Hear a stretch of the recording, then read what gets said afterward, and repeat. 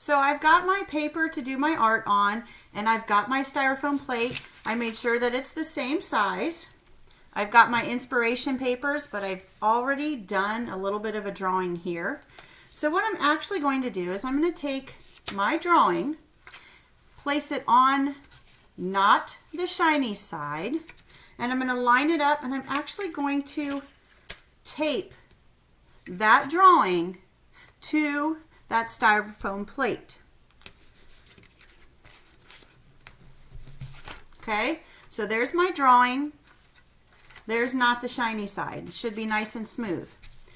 You can barely see my drawing, but what I'm going to do is I'm going to use a pen that has a rounded tip, pretty rounded so it's soft and not sharp, and I'm going to trace over my pencil drawing. And you should do a little bit of pressure so that you can feel it creating indents into the foam plate. Now I used a green pen so that I can see which part of my art that has been traced and which part has not been traced. So I'm going to take a few minutes, trace my cactus, making sure I get almost everything. I'm going to go in here, I'm going to go ahead and trace the pot that it's in.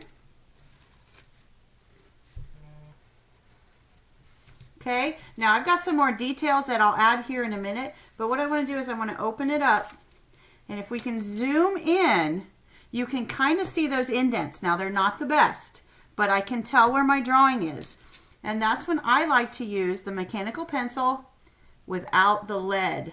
Make sure that lead is not sticking out. Then what I can do is retrace those lines so that they're a little deeper and so that they're a little easier to see.